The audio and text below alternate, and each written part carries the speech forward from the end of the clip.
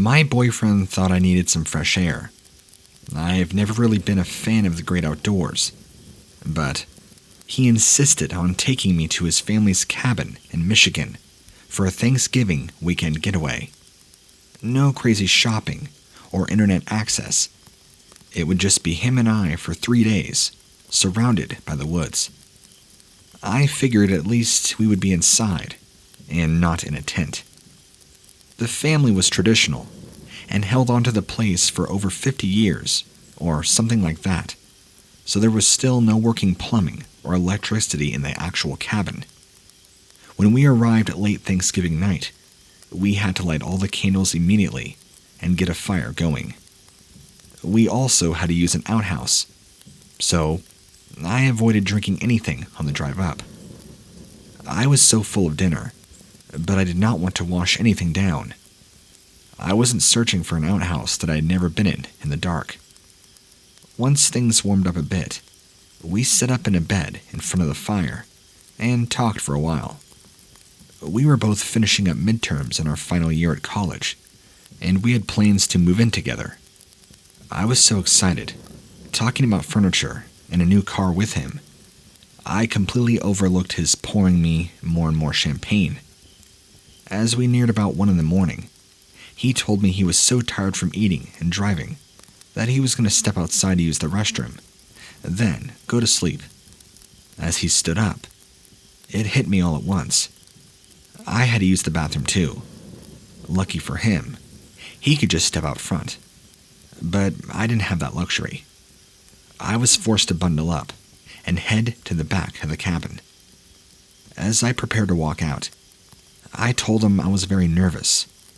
He just laughed it off and went on about how he had come up there his whole life, never had a bad encounter with any animal. I paused and asked him about a person. He looked at me like I was crazy, reminded me how far from other people we actually were. That didn't make me feel much better, but he tried. I was hoping he would come with me, but I knew he had done so much that day. I didn't want to bother him. I wanted to show him that I was going to enjoy this trip. I walked around the cabin to the back with a flashlight.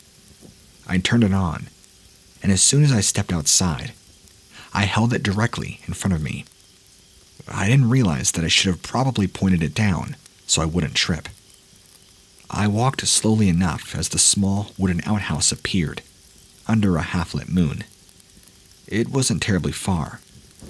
I turned back, just to see how far it was when my foot caught on a branch. I found myself face first in the snow. The flashlight jumped from my hand, and off to the side. I was left with only the moon. I began to pick myself up from the ground when I heard it. It sounded like a rabid dog growling. My eyes caught a glimpse of 2 hairy claws, the size of my head, standing only 3 feet from me. I didn't want to look up any further, but like a train wreck, I felt compelled to. I moved up from the claws to what looked like a dog's hind legs. My first thought was a wolf getting ready to pounce, until I realized just how enormous the legs were. This was bigger than my boyfriend. Up past the waist. My eyes kept going as I noticed the shape grow more human-like. It was still covered in fur. Its arms were muscular, and it almost did not have a neck. Then I saw the face. I could not believe what I was seeing. The face of a wolf, but much larger, and its eyes were more like a person's than a canine. Its features were dark, but I could see that its snout was more pushed in than a dog's or a wolf's. It wasn't cute or beautiful like a dog or a wolf either. It was hideous. There was drool all around its mouth, and I had to look up really high to catch all of it, making whatever it was about 8 feet tall. I was sure I was going to die. Out of pure fear and adrenaline, I picked up a wad of snow and launched it at the thing. I scrambled to my feet quickly and started running back to the cabin, screaming, hoping my boyfriend would hear me. I didn't even look back to see if it was following me, My boyfriend met me outside, obviously genuinely concerned. He looked down to see me all wet with snow. I just kept crying about a wolf or dogman in the woods, and how I couldn't even make it to the outhouse.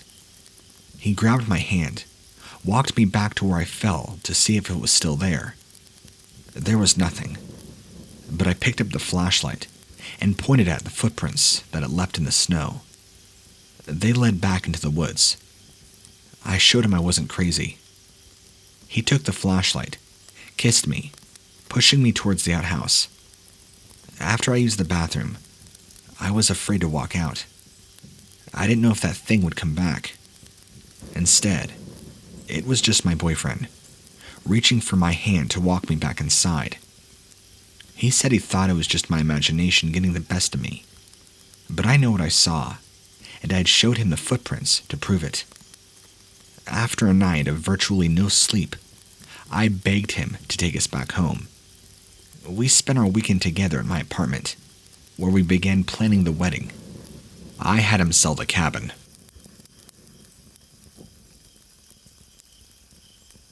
A couple of weeks ago, I saw something.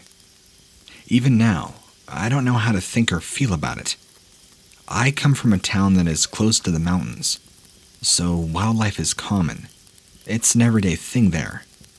Bear, deer, and coyote would come down to the neighborhoods to search through trash cans or just roam around the streets.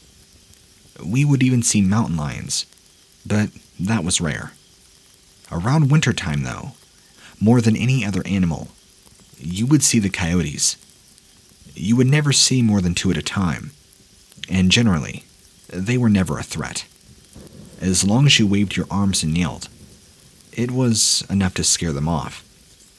During the winter, I would feed my dogs early so I could walk them sooner, before it got too dark, usually around 7 at night. I wanted to avoid other people who might also be walking their pets. My dogs weren't exactly the most behaved or well-trained, especially when they're around other dogs or people. They would almost always make a scene, like barking or trying to lunge at other dogs if they were close. It would be a little embarrassing, so to avoid any hassle, I tried to avoid people whenever possible or situations would present themselves.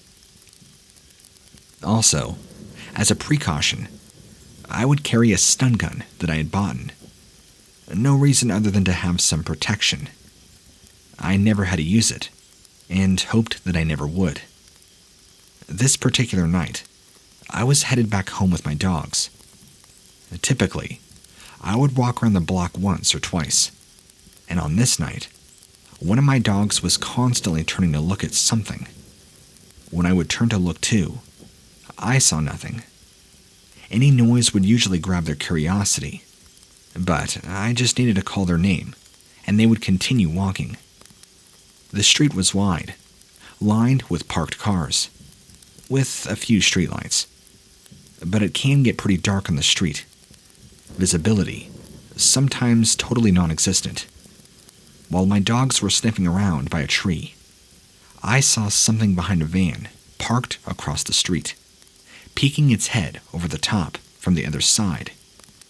When I noticed it, it retracted back quickly, but then peeked its head out again.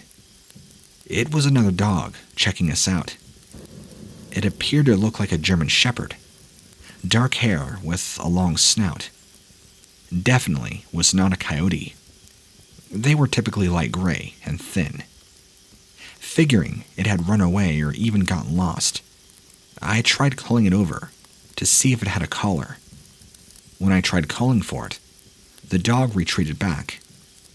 I kept calling for it, but it stayed hidden behind the van.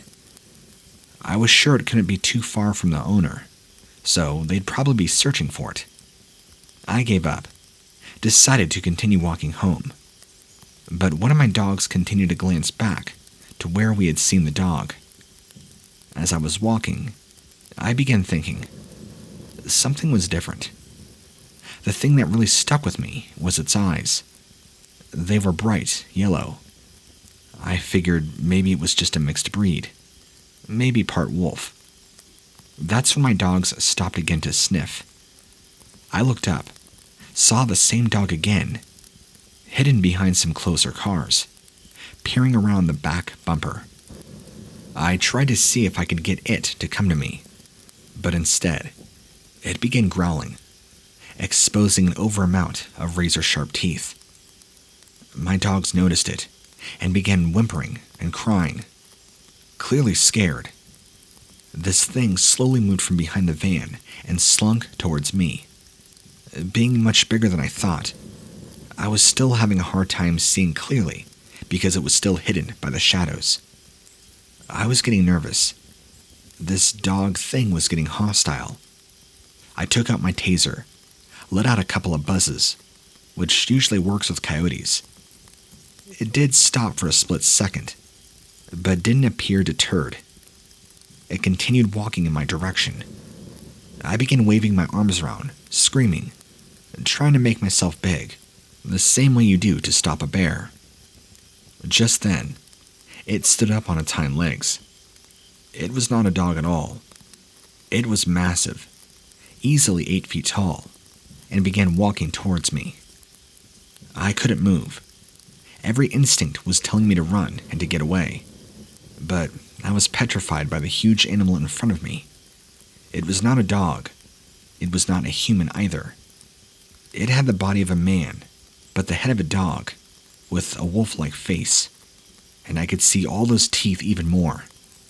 The creature stared at me and did not flinch as it moved, stealth-like towards me. Its eyes now were glowing red, and its mouth was fully open, fully exposing all 3-inch fangs, filling its mouth like a crocodile. My dogs were going crazy. Just then, headlights coming down the street toward us. This creature took one look at the lights and jumped down on all fours, disappeared behind an alley. The people in the car did not see what I saw. The driver could tell I was distressed, as well as my dogs. He asked if I was okay, but I could not get the words out. I just nodded my head up and down. They told me not to stay out too late, warning me there are wild animals that come down from the mountains. Then he drove off. It took me a little while to regain my composure, and then I ran home.